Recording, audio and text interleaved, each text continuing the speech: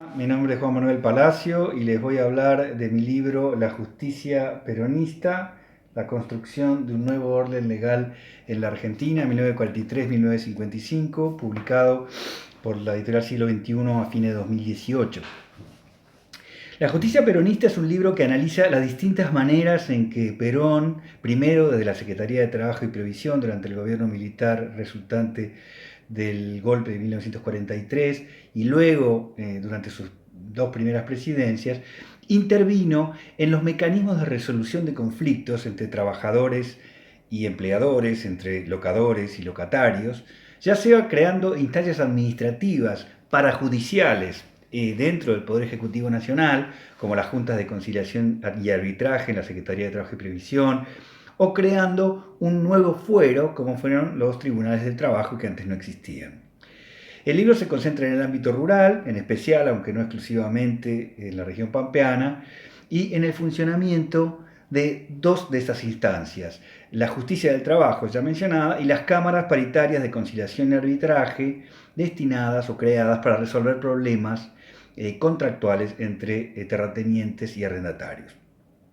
La hipótesis que sostiene el libro es que el propósito detrás de estas intervenciones y de la creación de estas instituciones fue eludir al poder judicial existente, eludirlo en la tramitación de causas sensibles al proyecto de transformación social del peronismo, quitándole jurisdicción sobre esas materias y depositándola en vez en tribunales imbuidos de la nueva retórica estatal. De esta manera, con la conformación de la justicia peronista, Perón se aseguraba dos cosas. Por un lado, que las leyes sociales y laborales, las que ya existían y sobre todo las muchas y muy importantes que él promovió e hizo aprobar, no terminaban burladas en los estrados de los tribunales civiles y comerciales existentes, a los que él consideraba, probablemente con razón, demasiado conservadores como para aplicar sin chistar la nueva legislación social. Y en cambio, fueran estas leyes nuevas aplicadas fielmente de acuerdo a su nuevo espíritu en tribunales especializados. Pero además, en la medida en que en los nuevos tribunales laborales y en las cámaras paritarias, los trabajadores y los arrendatarios comenzaron a ganarle los juicios en forma sistemática a sus empleadores y a los locadores, como efectivamente ocurrió, Perón también se aseguraba una adhesión fiel y duradera de trabajadores y campesinos, tanto a su gobierno como a su figura, que era, de hecho, quien había creado y administraba, directa o indirectamente, esta nueva justicia más justa que venía a velar por los derechos de los más débiles. Estas ideas sobre tribunales e instituciones protectoras de los trabajadores no eran una invención populista de Perón. Por más que él se jactara de ser el padre de los derechos de los trabajadores en la Argentina y de una justicia que los protegía, en esta materia sus políticas recogían una larga tradición de reforma social, por la que venían bregando juristas, académicos y organismos internacionales como la Organización Internacional del Trabajo en todo el mundo occidental desde principios del siglo XX.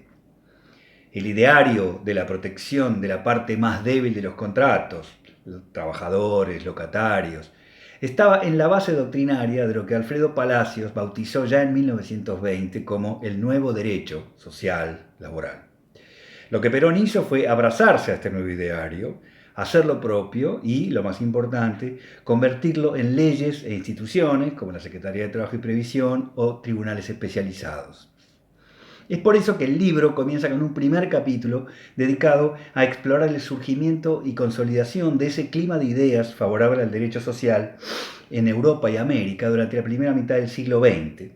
con el objetivo de ubicar a Perón en ese contexto ineludible sin el cual sus políticas sociales no eran del todo inteligibles. El resto del libro se organiza en dos partes de idéntica estructura.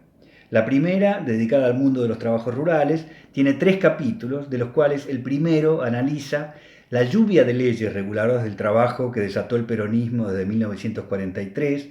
en particular de la Secretaría de Trabajo y Previsión y luego Ministerio, institución clave que se analiza también en detalle en ese capítulo. El siguiente analiza la conformación de los tribunales de trabajo en el país, comenzando por los primeros, creados por decreto en el año 1944, los de la capital federal, hasta los de las diferentes provincias en el resto de la década. Y el último de esa parte se dedica al análisis de la experiencia de los trabajadores ante los nuevos tribunales a través de causas judiciales seleccionadas. Esta parte es la más descriptiva y cualitativa, donde se puede palpar la transformación que significó para los trabajadores la existencia de estas nuevas instituciones. La segunda parte del libro, dedicada al mundo de los chacareros, es un espejo de la primera. También de 3 capítulos, en el primero se analizan las leyes protectoras de los arrendatarios durante los gobiernos peronistas, básicamente consistentes en un verdadero cepo inmobiliario que congeló los precios, prorrogó una y otra vez forzosamente los contratos y suspendió los desalojos.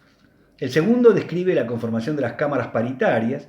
tribunales creados ad hoc para entender en las múltiples disputas que generaron esas leyes, quitándole toda jurisdicción a la justicia ordinaria. Y el tercero analiza causas seleccionadas tramitadas ante esas cámaras, en donde puede observarse la experiencia cotidiana de los chacareros ante estos tribunales y la eficacia con que protegieron la estabilidad de los agricultores en sus predios. Para terminar, quisiera atender a la provocadora pregunta que me hizo Silvia Rato al invitarme a este ciclo. ¿Por qué un libro más sobre el peronismo? Yo creo que hay múltiples respuestas a esa pregunta, tanto como numerosas y variadas son las motivaciones de cada historiador para ocuparse del peronismo. En mi caso debo decir que yo no fui al peronismo, sino que este se me impuso.